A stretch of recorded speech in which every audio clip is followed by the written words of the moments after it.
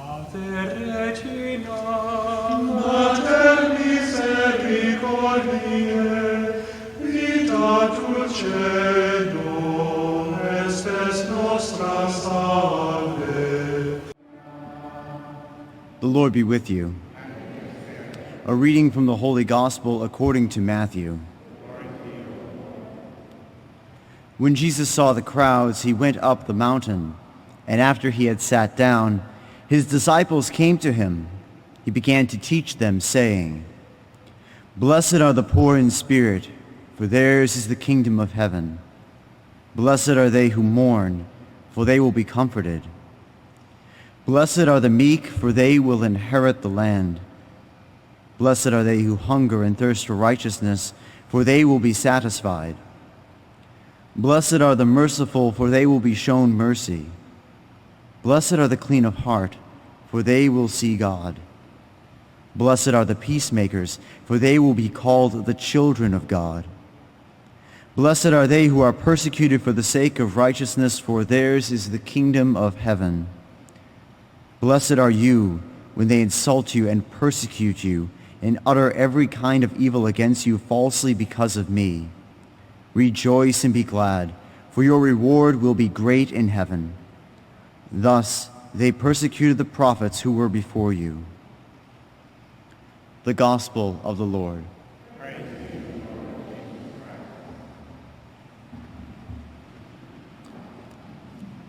Father Elson very generously allowed me to preach this morning. I'll be beginning my assignment.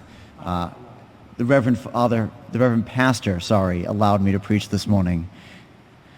Talk about an ego trip. Anyway, the Reverend Pastor let me preach this morning through Father Elson. And I'll be reciting my assignment later on today, and I'm very excited about that, but I wanted to take this opportunity to preach to you at least once. And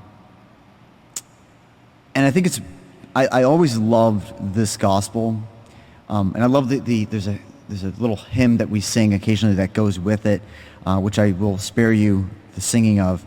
But I was reminded of a time when I had the privilege of visiting the Holy Land, and it was myself and about, maybe about 30 of us seminarians who were all just singing this one hymn in this small church, and it echoed throughout the whole thing, and it was beautiful.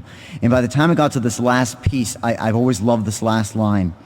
"Blessed are you when they insult you and persecute you and utter every kind of evil against you falsely because of me. Rejoice and be glad, for your reward will be great in heaven." It's a completely different kind of thing than I think you would expect in some ways. And this is what I mean. Interestingly enough, Jesus doesn't use the word righteousness in this. And why is that interesting? Well, really if you were a faithful Jew, the thing you cared about, the thing you were concerned about was righteousness before God, which essentially meant the idea of being rightly ordered towards God, which interestingly enough, if you look at statues of St. Joseph, he often is carrying a carpenter's square, which has multiple meanings. Obviously, the first thing, the fact that he was, a carpenter. But the other meaning, which is also important, is that he was a man who was justified. So an architect, when he takes that, or a builder of some sort, he sees if something is square. He sees if it has that right angle. To be righteous in that way is to be justified. To be justified again to God is to be rightly ordered to God. But that's not what Jesus says here. In fact, righteousness is included in it. Blessed are those who hunger and thirst for righteousness. But he said, blessed, beatitude, beatitudo. This has a greater connection to us as Catholics and as Christians today. Because we would say that our hope for our lives is that we'll be able to obtain the beatific vision, the blessed vision, the vision of the face of God. In other words, what is happening in the gospel today is something greater than is in the Old Testament.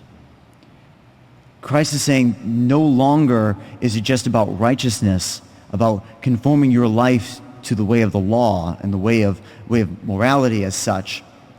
It's about conforming your life to blessedness.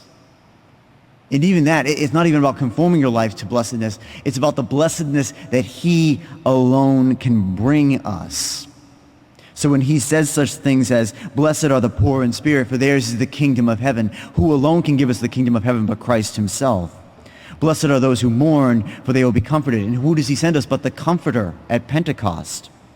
Blessed are the meek, for they will inherit the land. Who was meek but the Blessed Mother? Blessed are those who hunger and thirst for righteousness, for they will be satisfied. Who was righteous, who hungered and thirsted for righteousness, but St. Joseph, who had the privilege and honor of being the foster father of Jesus Christ? Blessed are the merciful, for they will be shown mercy. The apostles who went out and taught the message of mercy, they were shown mercy by being sent Jesus Christ himself and the mercy of being able to be his apostles.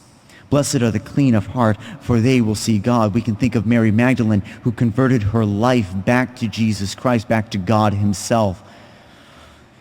Blessed are the peacemakers, for they will be called the children of God. We can think of St. Longinus, who, after he pierced the side of Christ, this soldier, this man of war, brought to a point of peace. He became a peacemaker. Blessed are those who are persecuted for the sake of righteousness, for theirs is the kingdom of heaven. Today we are celebrating the Mass for the persecuted Christians, and theirs is the kingdom of heaven. Blessed are you when they insult you and persecute you and utter every kind of evil against you falsely because of me. Jesus Christ looks at you today and he says, you who have to go out into your workspaces, to your family, to your homes, to wherever you might be, who have to face a form of persecution from a sibling, a friend, a coworker, who's like, Catholicism? What do you do with that? Why do you follow that Jesus thing? Isn't that old? Isn't that an old thing? It's not like a real thing, right? That's a form of insult. That's a persecution. But it's no longer an eye for an eye. Instead, he just says, just rejoice and be glad, for you have a guarantee of my kingdom, which is greater than anything else.